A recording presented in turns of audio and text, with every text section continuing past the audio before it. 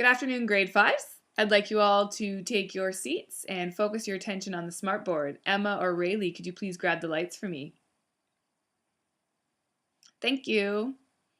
Everyone give Mrs. Morris a wave and say hello. All right, Tiara, can you please pass out the sheets that are right behind you on the counter? And as you're doing this, I will explain to everyone what's going to happen now. So I told you a while ago that I took a lot of videos while I was in Edmonton when we all had that week off during the teachers conference. And today is the day that you are finally going to get to see some of them. So a lot of them are at the museum that I went to, and there's a couple stories that I wanted to share with you. We also talked about this project that we're going to be working on for the remainder of the year. So today I'm going to introduce to you what that's going to entail, and you're going to get a chance to do some trial runs with some technology and some productions and of what we're going to be doing for the rest of the year in social studies.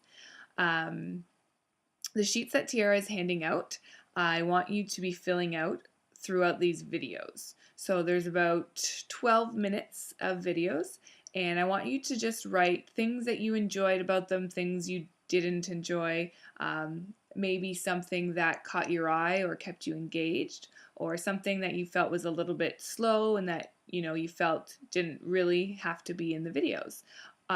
You can keep in mind the content of the videos, so what we're talking about in the videos, along with mannerisms in the video. So if you notice that I'm using my hands a lot, or I'm really fidgety, or I'm always touching my hair or moving my hair around, and if it's distracting, and what's that doing to you while you're watching the video. So do you find it hard to focus on the content while I'm always touching something or fidgeting in some way? Okay, so those are some things to keep in mind. So this first video is from Sherry, the tour guide at the museum, and she was awesome. And just have a look and see what you think. All right. Hi, grade fives. My name is Sherry, and I work at the Royal Alberta Museum.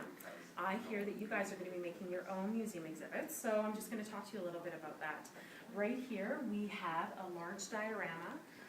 This is one of our most popular dioramas that we have in the museum. One of the things is because it has a lot of things going on in it. So it has people in here, it has a large bison in here, and it has some different tools that they use. There's things going on in the background as well, and then there's items in the foreground. One of the things you need to do when you're making your own museum is it's great to have hands-on items, it's great to have tactile things that people can look at and touch, and it also creates conversation. So I have a bison hide here, and so you can talk about the fact of what the bison was used for. You can feel it, you can see how warm it is, how soft it is. Lots of hands-on items are always really important to have when you're doing this. Make sure you have all your information that you want to convey to people when you're talking to them. Now, because it's going to be online, so videos such as this, or descriptions, or maybe dramatization of something like this could work. Vignettes are great. If you guys know what a vignette is, it's a little short play that you can do, and it's a kind of a little capture in time. And so you can play out what's happening. And so it's a great way to explain what might be going on, either a historical moment in time, or if you're trying to show something, try to explain something. That's a great way to learn from it. Thank you so much. You're welcome. All right, well, I hope you enjoyed your introduction and Sherry's little tips for us about how to create a museum. And we'll talk about this a little bit later. Next, she's going to show us a couple of games.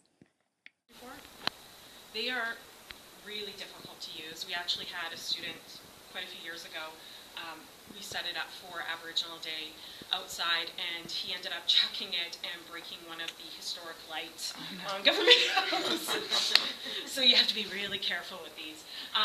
But if you're good at it, they're extremely accurate. A lot safer than using something like that. You don't have to be up close and personal with the animal. These have a lot of speed, and usually if you get one good hit, that it'll bring the actual animal down. One of the things I always talk about with the kids is how children, just like today in a lot of ways, their toys mimicked what their parents would be doing. So just like a lot of little girls today may play with dolls to kind of mimic what mommy's doing, boys may play with other toys, balls or whatever, to mimic what their dad is doing. And it would have been the same thing with the First Nations people. So there was different games, and I encourage you to try these out. I am terrible at this game. I have, over the years, tried it. I'm kind of afraid of the bone, so I've never actually gotten it on the stick. This is Ring and Pin. This is a real game. Basically, they would take the marrow out. The marrow would have been kind of like a prize to a certain extent, because it would have been something that everybody would have wanted to eat. And the idea is to, obviously I'm not good, is to get this. But this would be eye-hand coordination, great for hunting, right? Anybody want to try? All right, here goes my attempt at that game that Sherry was just showing us, with the bone marrow and the string and the stick attached, okay? I was under a little bit of time pressure, so don't mind or make note of what I may have missed while making this video on the fly, okay? Hey guys, she's showing us how to use some of these toys, so I'm going to try and attempt one of these for you. See if I can do it. I've done it before, let's see if I can do it on video. Second try. Yeah, you guys want to try this? It's a little game. Okay, so this next game, I had a little helper at the museum, and he was great. Again, it's pretty obvious what I missed in that previous video, and again in this one. So let's see if you figured out what I missed. Okay, here we go. You gotta say this to me. Second is that you gotta. Do you know how to do it? I'm not sure what to do. All right, I'll show you. So I think we just throw this pass it to each other. Ready? You gotta catch it. Oh, nice try. Nice.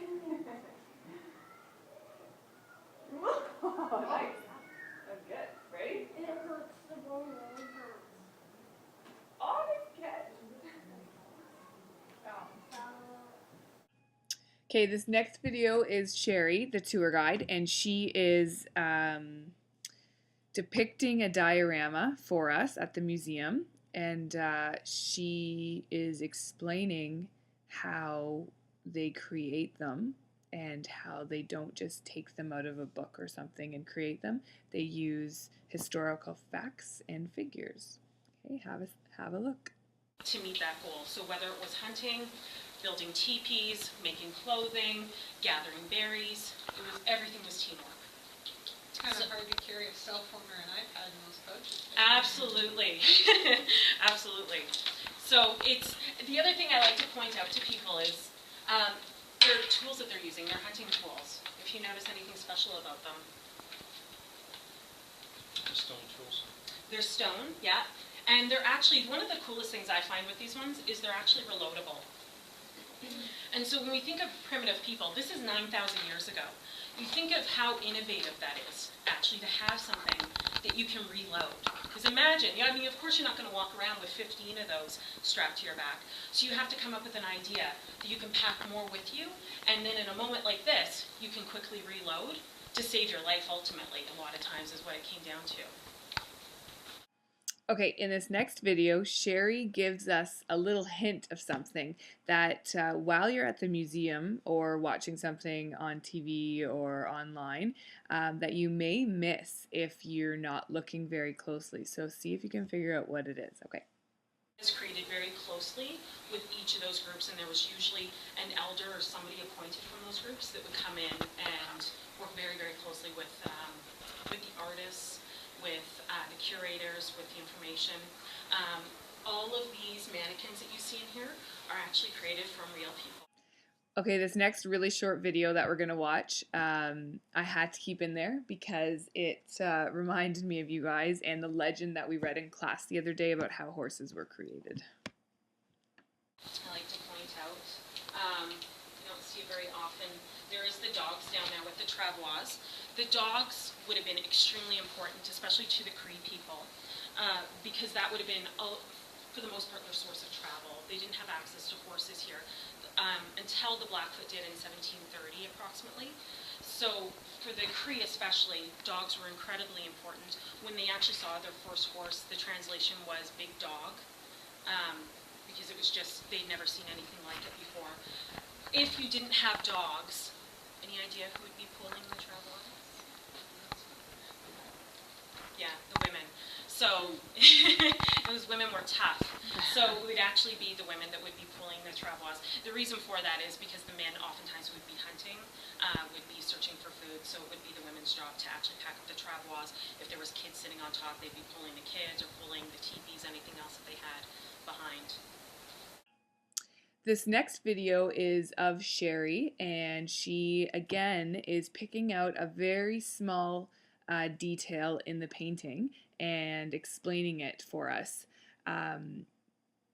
Again, while looking at this on your own, very easy to miss, and she just lets us in a little bit further on the story. What this is depicting. You can take a look at their homes in the background. Does anybody notice anything about them? Anything special? You don't think we can have a fire? Absolutely. Well, what it is, these are called conical lodges. So this is not a teepee. So this is something we really like to reiterate to children, even when they come through here, because a huge portion of children that come through here believe that the First Nations people only lived in teepees here in Alberta, and actually it's not the case. They look very similar, but these are conical lodges, and the main difference is the flaps on the top are missing.